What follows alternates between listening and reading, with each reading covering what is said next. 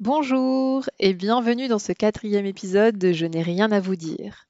Avant de commencer, je tiens à te remercier d'être à l'écoute et comme d'habitude, si cet épisode te plaît, je t'invite à le liker, à le commenter pour me faire des retours sur ce qui t'a touché, parlé, ce qui t'a fait vibrer ou pas du tout dans cet épisode. Et surtout à le partager si tu penses que ça peut faire écho chez certaines personnes de ton entourage. Je suis Hélène, énergéticienne et art thérapeute et j'ai créé ce podcast pour partager mes réflexions, mes prises de conscience qui m'aident à avancer au quotidien et qui me permettent d'être celle que je suis aujourd'hui. Dans l'épisode d'aujourd'hui, j'avais envie de partager avec toi une période que je suis encore en train de traverser ou que j'ai traversée, ça reste encore à déterminer, que j'ai identifiée comme une période de blocage. Une période où je me suis sentie ralentie, freinée, vraiment bloquée dans ce que j'avais envie d'accomplir. Et cette période-là, en général, je suis un peu chonchon. Mais comme la vie est bien faite, et vraiment là, je me rends compte que quand on prend le temps d'observer les choses, c'est vraiment bien fait. C'est grâce à plusieurs conversations qui se sont enchaînées avec un rêve que j'ai fait analyser, avec des posts par-ci par-là sur les réseaux sociaux, où ça m'a frappé. Et là, je me suis dit, waouh, ça, j'ai vraiment envie d'en parler. Donc c'est vraiment grâce au fait d'avoir, déposé au fur et à mesure ma frustration de pas, selon moi, réussir à accomplir ce que j'avais envie d'accomplir, de en fait, il y a quelque chose qui, à un moment dans ma tête, a fait ding! C'est bon, j'ai compris. Ou du moins, je crois avoir compris, en tout cas.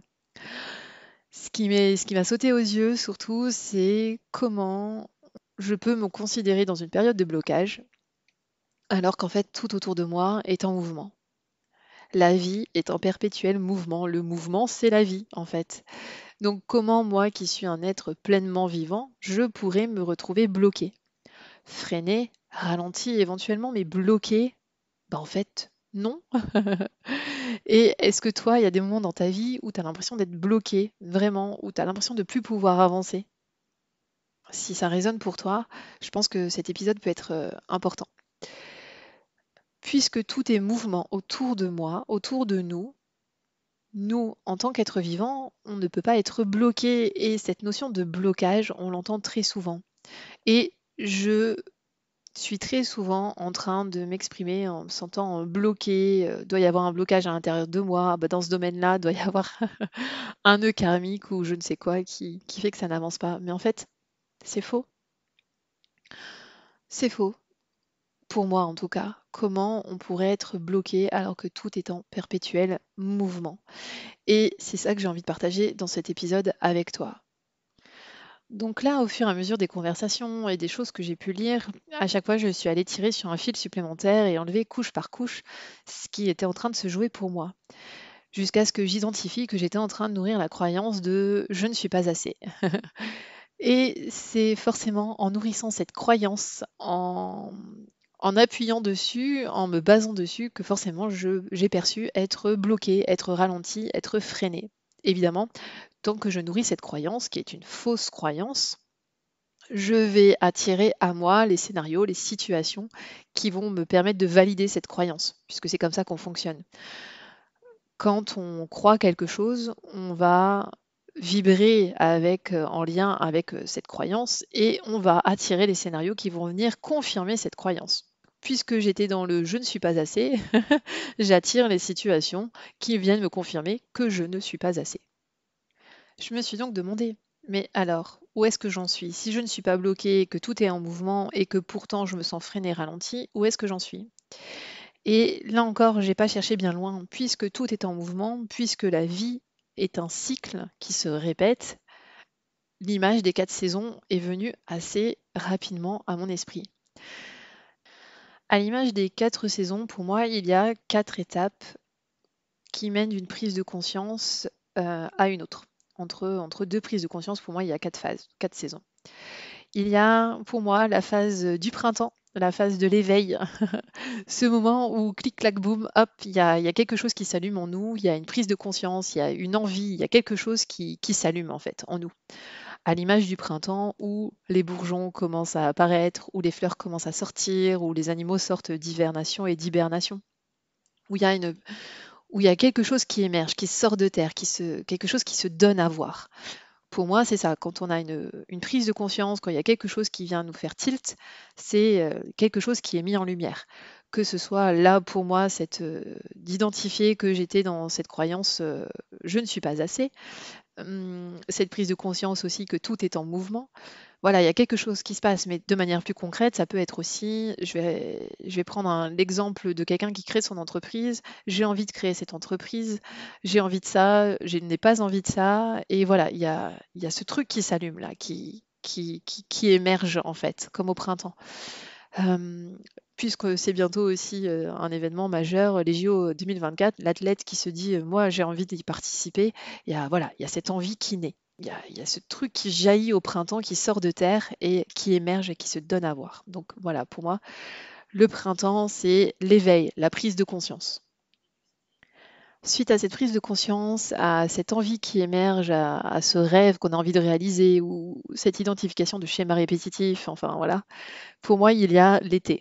Après le printemps, l'été et pour moi, l'été, ça représente la mise en mouvement, l'action.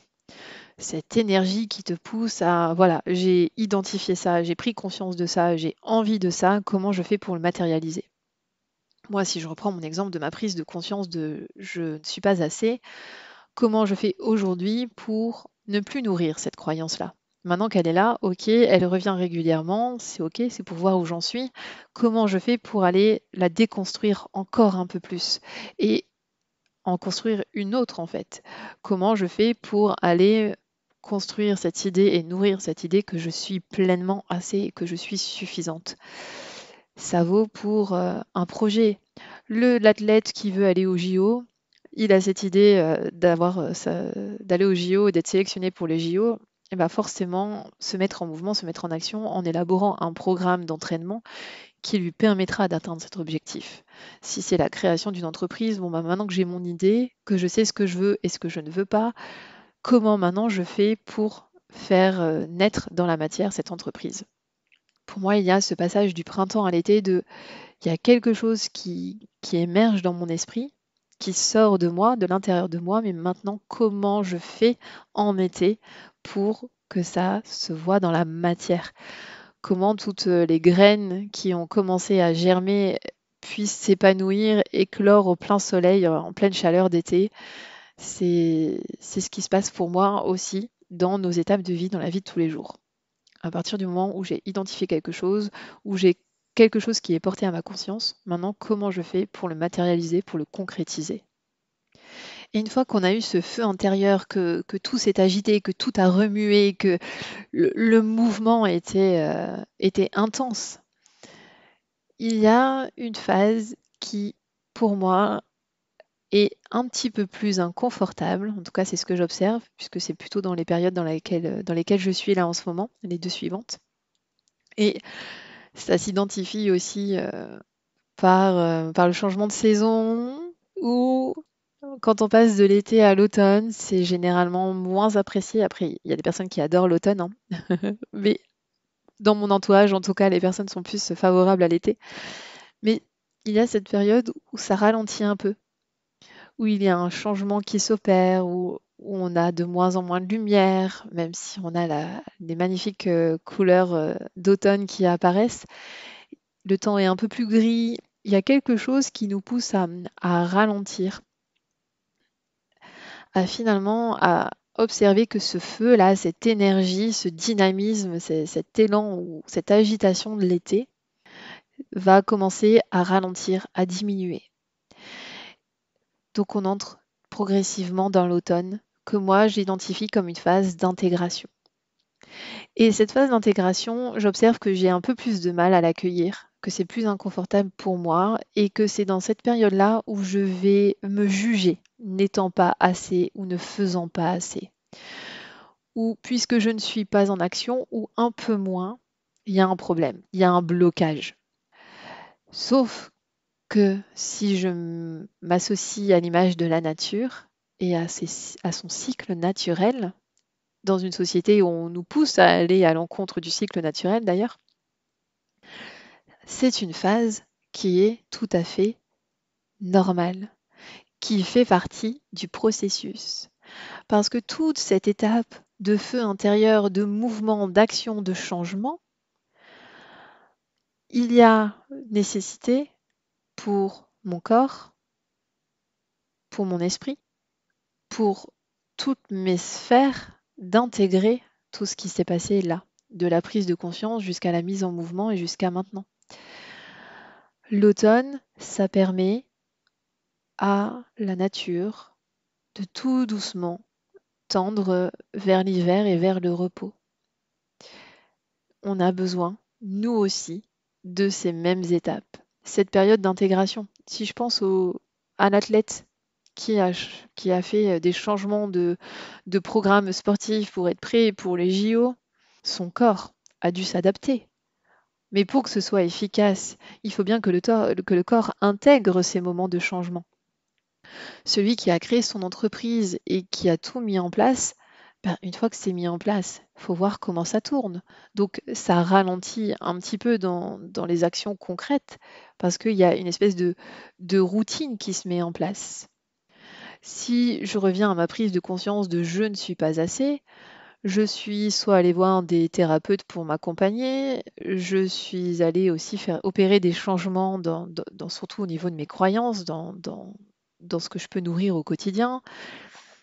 Ça demande du temps pour que mon corps et mon esprit, surtout, intègrent ce nouveau paradigme, intègrent ces nouveaux changements que je suis en train de mettre en place. Donc à l'image de l'automne, à ce moment-là, on a besoin de se tourner un peu plus vers soi, son intériorité. Et d'ailleurs, on le voit à l'extérieur, même si on peut encore avoir des belles journées, le temps fait que on a un petit peu plus envie de rester chez soi, hein, de s'installer tranquillement au chaud, peut-être avec un plaid, un chocolat chaud. La période d'automne, en plus maintenant avec les téléfilms de Noël qui commencent au mois d'octobre. Quelle horreur, pardon. Je sais pas pourquoi j'ai ça en tête, mais voilà, il y a vraiment tout qui nous pousse à rester chez soi, à prendre un petit peu plus soin de soi et de se concentrer sur soi, de revenir à son intériorité. Voilà, moi c'est comme ça que je vois ces périodes d'intégration, cette période d'automne, cette saison où on a un peu plus envie de se coucouner et c'est tout à fait normal puisque on a changer peut-être des comportements, on a mis en place des nouvelles choses et laisser le temps au corps d'intégrer, d'accueillir ces nouveaux changements, ces nouvelles choses. J'ai aussi cette image de la même manière que les feuilles des arbres changent de couleur. Il y a ce changement qui s'opère en nous. Donc, se laisser le temps d'intégrer ce changement, c'est pour moi une étape importante qui se révèle pour le coup pour moi voilà, c'est inconfortable pour moi ce moment-là parce que j'ai l'impression que si je ne suis pas en action, je ne fais rien et il ne se passe rien. Alors qu'en fait, il est en train de se passer plein de choses. Et c'est comme ça qu'on entre tout doucement dans l'hiver, dans cette phase que moi j'identifie comme une phase de repos, où vraiment là, on est poussé à rester chez nous, où on n'a pas forcément envie de se lever le matin, il fait noir, il fait tard, enfin, on a peu de lumière, il fait tard, enfin il fait noir, pardon, assez tôt dans la journée. Donc ce moment où on n'a qu'une envie, enfin je sais pas vous, mais moi en hiver, j'ai plutôt envie de rester chez moi au chaud, de me reposer, d'avoir un bon bouquin, de me faire des bons repas, de prendre soin de moi. Et c'est aussi une période assez inconfortable. La période de automne-hiver, d'intégration et de repos, comme je le disais tout à l'heure, où j'ai l'impression de moins faire, c'est très inconfortable pour moi. Cependant, à ce moment-là, il se passe énormément de choses. Peut-être pas dans la matière, peut-être pas dans le visible, mais à l'image de l'arbre qui, en hiver, voit toute sa sève descendre dans les racines. Mais c'est hyper important. Si les racines de l'arbre ne sont pas nourries, assez nourries pendant cette phase d'hiver, cette phase de repos, si cet arbre n'est pas assez ancré dans le sol pour les saisons suivantes, au moindre coup de vent, il va s'effondrer. il ne sera pas prêt pour le prochain printemps. De la même manière que nous, en suivant ce cycle naturel, en suivant ces saisons finalement qui, qui marquent notre cheminement en fait. Donc cette phase de repos est essentielle puisque c'est une phase où on va se ressourcer, où on va se recharger les batteries pour accueillir le prochain printemps. De la même manière que l'arbre, avec sa sève qui nourrit ses racines, une fois qu'il est bien ancré, qu'il est bien nourri à la base, va pouvoir avoir assez d'énergie pour faire remonter cette sève jusque dans les branches pour que les bourgeons, les fleurs et les feuilles apparaissent. Pour nous, c'est pareil. Si j'ai eu ma phase d'éveil, ma prise de conscience, que j'ai eu cette idée, ce projet, et que j'ai tout fait pour mettre en place ces changements, pour faire naître quelque chose dans la matière, là où j'ai mis beaucoup d'énergie, où j'ai mis beaucoup de temps, puis j'ai besoin de cette période où je vois l'évolution, où j'intègre une nouvelle routine, des nouvelles habitudes, où j'accueille ce changement, si je n'ai pas cette période de repos, où je peux me dire waouh, en effet, il y a tout ça qui vient de se passer. Le prochain printemps, je risque d'être sur les rotules, ou même de ne pas le voir passer. On a besoin de chaque saison. Et c'est d'autant plus important maintenant de l'observer avec justement les saisons qui sont plus vraiment les saisons que l'on connaît de base. On voit les dérèglements que ça génère dans la nature. Pourquoi n'en serait-il pas de même pour nous? Si je ne respecte pas mes saisons intérieures, si je ne respecte pas mon cheminement naturel, mon cycle naturel, je risque d'avoir des dysfonctionnements, des dérèglements dans mon corps, dans mon esprit et dans ma façon d'être au monde. Et c'est là que j'apprends à accueillir ces périodes qui, moi, me sont encore inconfortables, d'automne et d'hiver, où je les accueille avec beaucoup plus de douceur et de bienveillance. Parce que si je veux pouvoir récolter mes fruits en été, il me faut bien l'automne, l'hiver, le printemps, puisque si je suis pas prête, si je suis pas reposée, mon printemps va être clairement très fadasse. Et en été, au lieu d'avoir 3 kilos de citron et 2 kilos d'orange et 3 pastèques et 6 melons, je vais me retrouver avec 2 pauvres abricots parce que je n'aurais pas profité de ces périodes de calme, de repos. Et je trouve d'autant plus intéressant d'avoir identifié ces 4 phases en analogie avec les 4 saisons, ne serait-ce que pour avoir un peu plus de douceur et d'indulgence et de bienveillance envers moi-même. Parce que en identifiant ces 4 phases, je peux être en mesure d'accueillir, d'accepter le rythme auquel j'avance et d'accepter aussi d'accueillir le rythme de chaque personne autour de moi. Parce qu'on ne va pas forcément avoir le même rythme. De la même manière qu'un enfant, vous mettez 3 enfants du même âge, ils ne vont pas marcher au même moment, parler au même moment. J'ai déjà pris cet exemple, mais pour moi, c'est vraiment parlant. On n'a pas tous le même rythme. Ça veut dire que si moi, je suis en plein été, en pleine effervescence, en pleine action, et que j'ai autour de moi des personnes qui, eux, sont en pleine intégration, en plein automne, en plein hiver, on risque d'avoir des énergies différentes. Et bon, autant ça peut ne pas poser de problème. Mais si c'est par exemple avec ton conjoint ou ta conjointe où vous n'êtes pas du tout à la même saison, si c'est avec tes collègues, si c'est avec ton associé dans ton entreprise, si c'est avec ton coach sportif qui est lui en plein été, en fire et que toi, tu as juste envie de te poser, voilà, c'est super intéressant, je trouve, d'identifier ce rythme pour soi et aussi pour les autres en fait, de savoir où on en est. Et ce qui est intéressant aussi, de mon point de vue, c'est que ça permet aussi peut-être de savoir où tu en es sur ton chemin. Parce que selon la phase dans laquelle tu es, l'énergie qui te porte à un certain moment, tu ne vas pas forcément prendre la même direction, pas forcément prendre le même chemin. Ouais, je sais pas comment je vais appeler cet épisode, mais c'est vraiment ça qui me vient. Chacun son rythme, chacun son chemin. Passe le message à ton voisin. Hey. Voilà, c'est toujours positif, constructif de savoir où on en est.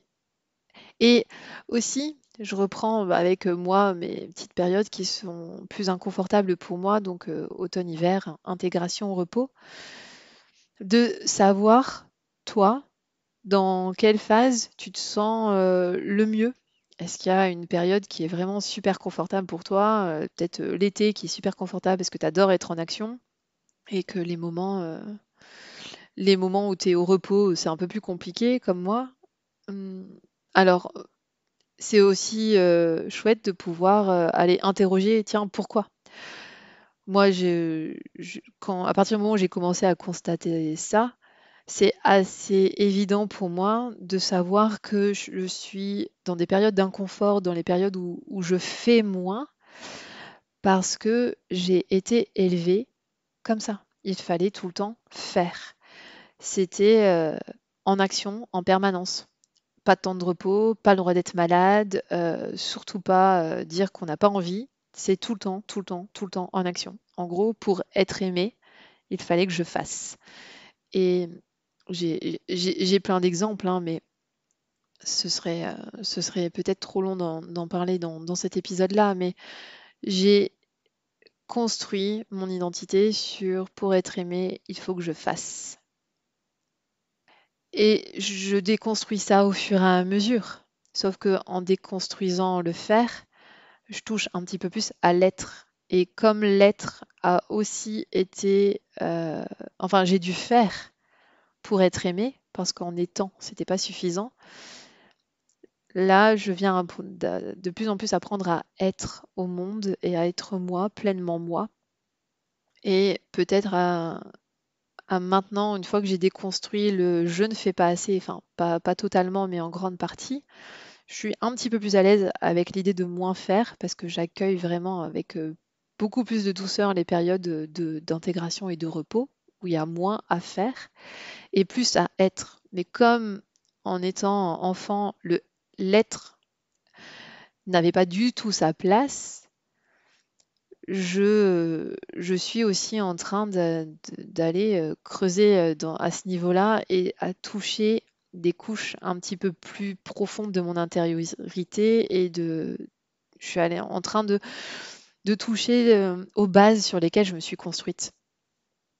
Ce que je veux dire par là, c'est que ce qui peut être intéressant quand on a identifié ces phases dans lesquelles on est, voir lesquelles sont confortables ou pas pour nous, ça peut permettre d'aller apprendre un peu plus à se connaître dans ces fonctionnements du quotidien, les croyances sur lesquelles on s'est construit en fait. D'aller voir brique par brique, tiens, là il y a ça, là il y a ça, là il y a ça.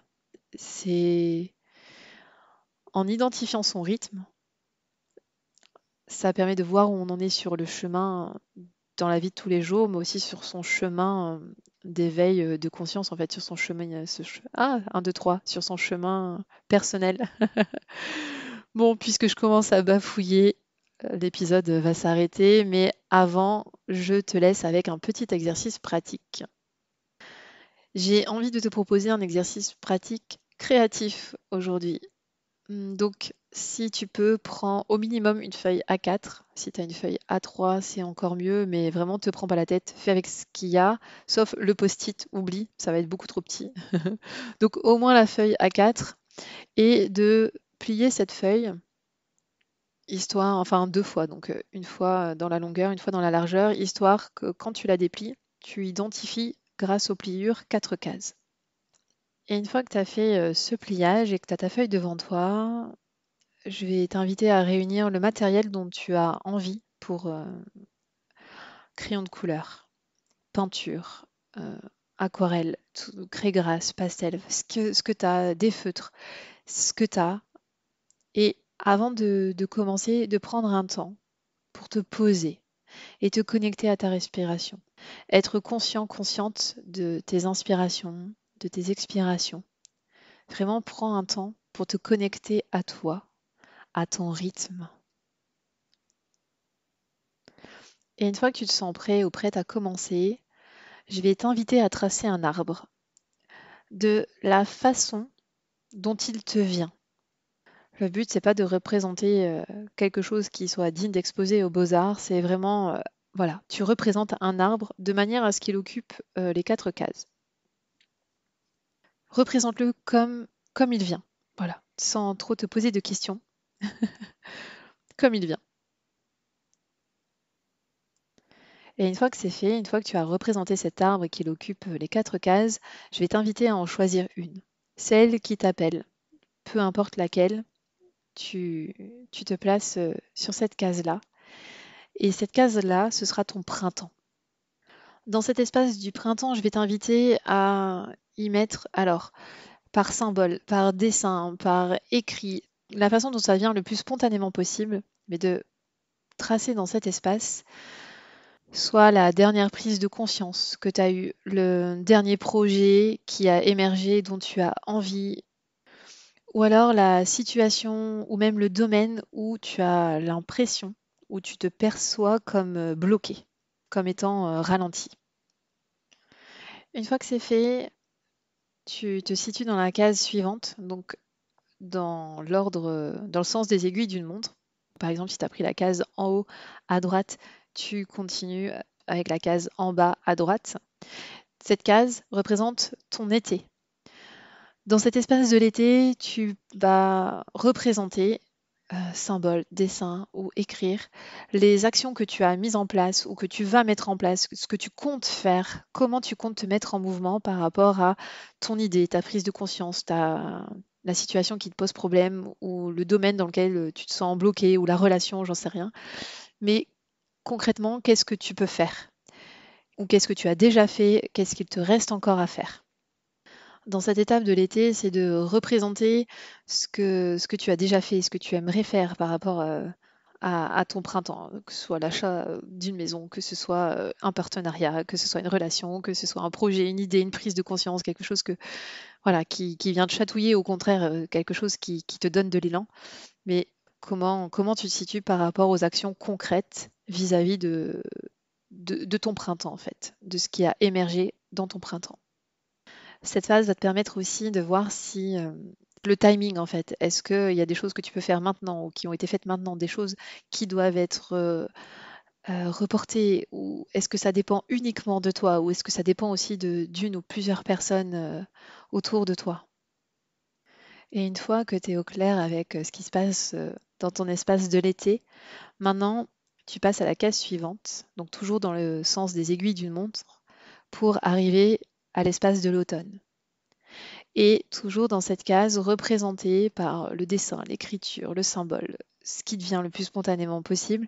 Qu'est-ce qui a changé ou qu'est-ce qui va changer, qu'est-ce qui risque de changer une fois que ces actions ont été mises ou vont être mises en place? Qu'est-ce que ça va apporter? Qu'est-ce que ça a apporté de nouveau dans ta vie, pour toi, pour tes proches, ton entourage, ton entreprise, pour cette relation, qu'est-ce que ça vient générer. Qu'est-ce que cette prise de conscience au printemps, qu'est-ce que ces actions en été génèrent dans ton automne, en fait? Quels sont ces nouveaux changements, ces nouvelles actions, ces nouveaux comportements, ce nouveau paradigme-là qui demande, pendant l'automne, à s'intégrer en toi? Si je reprends mon exemple de prise de conscience de je suis trop exigeante avec moi-même et je m'estime ne pas être assez, qu'est-ce que ça va changer pour moi déjà d'abord et pour mon entourage de ne plus me juger de la sorte? Qu'est-ce que ça va générer? Qu'est-ce qui va se mettre en place à partir de ce moment-là où je change cette croyance? Comment je me sens en fait à ce moment-là, à partir du moment où ces changements ont eu lieu ou vont avoir lieu? Qu'est-ce que ça génère chez moi? Voilà, dans cet automne, qu'est-ce qui se passe pour moi avec tout ce que j'ai mis en place ou tout ce que je vais mettre en place? Et enfin, on passe à la case de l'hiver, donc la dernière case qui te reste. Et dans cette case, je te propose de représenter, d'écrire, de dessiner, de comment tu es à ce moment-là, comment tu te ressens dans cette phase où tout ça a été accompli, où tous ces changements ont eu lieu. Comment tu te ressources dans tout ça? Comment tu reprends des forces, de l'énergie? Comment tu prends soin de toi? Comment tu te prépares à ton prochain printemps? Qu'est-ce qui là te ferait du bien dans cette phase après tout ce que tu as vécu là? Comment tu as envie de prendre soin de toi, de te reposer, de te ressourcer? Est-ce que c'est aller te balader au bord de la plage? Est-ce que c'est prendre quelques jours dans une ville ensoleillée? Est-ce que c'est pouvoir te poser tranquillement dans ton canapé avec un bon bouquin? Est-ce que c'est passer du temps avec tes enfants ou partir avec ton amoureux en week-end? Enfin, trouve tout ce qui peut, toi, te permettre de te faire du bien, de te ressourcer et d'accueillir cette phase de repos de waouh, voilà tout ce que j'ai fait, voilà tout ce qui s'est mis en place, maintenant je souffle un peu. Comment tu te ressources? Une fois que c'est fait, une fois que tu es devant tes 4 saisons, prends le temps d'observer, de voir ce que ça te fait, ce que ça génère chez toi, ce que tu ressens. Est-ce qu'il y a des choses qui sont OK, d'autres qui ne le sont pas? Sens-toi libre de transformer ce qui peut éventuellement te déranger. Mais prends le temps d'accueillir là ce qui a été fait et prends le temps d'observer où tu en es, peut-être de te situer dans ces 4 saisons, peut-être que tu es entre 2 saisons, peut-être que tu es pleinement en été, complètement en automne. Euh, Cet exercice te permet de savoir où tu en es et d'accueillir cette phase et peut-être d'accueillir soit l'énergie positive qu'elle te renvoie ou peut-être l'inconfort, mais de l'observer et peut-être de l'accueillir plus facilement. Parce que c'est bien d'avoir les choses en tête, sauf que quand ça reste dans la tête, ça permet peut-être, voire pas du tout, mais au moins difficilement d'intégrer les choses. D'où l'importance de la saison de l'automne pour intégrer. Et c'est ce que je trouve extraordinaire avec l'art-thérapie, c'est que pour moi, c'est totalement complémentaire avec l'énergétique, parce que là où l'énergétique, on peut être dans l'invisible, dans le subtil, euh, l'art-thérapie, ça te permet de passer par le corps. Et là, c'est exactement ce que tu viens de faire en pratiquant cet exercice. Tu es passé dans le corps et il y a quelque chose qui se met en route, qui s'intègre. Et peut-être que ça va faire émerger un nouveau printemps, cet exercice. Qui sait? Mais du coup, n'hésite pas, tu peux le refaire. Je t'invite à le refaire vraiment quand il y a quelque chose, là où tu te sens freiné, ralenti, tu peux le faire avec un autre projet, avec un autre, dans un autre domaine, avec une autre relation, avec une autre prise de conscience. Tu peux le faire régulièrement pour te permettre de voir où tu en es. Et puis en plus, ça peut te permettre de t'accorder un temps pour toi, d'y accorder, si tu veux y mettre 10 minutes, tu y mets 10 minutes, et si c'est une demi-heure, 3/4 d'heure, 1 heure, voire plus. Voilà, offre-toi ce temps-là pour te permettre d'intégrer les choses et de voir où tu en es et d'intégrer et d'accueillir les choses peut-être plus facilement. Et avant de terminer, j'aimerais vraiment que tu me laisses en commentaire comment tu as vécu ce moment de pratique, ce petit exercice, ce petit jeu d'art-thérapie. Voilà, je serais ravie d'avoir ton retour, d'avoir tes impressions, qu'elles soient positives ou négatives. C'est super constructif pour moi, donc d'avance, merci. Et je vais terminer en te disant que je n'ai rien à te dire à part que tu as ton propre rythme, tu as ton propre chemin. Donc passe le message à ton voisin. Hey, allez, on se retrouve au prochain épisode.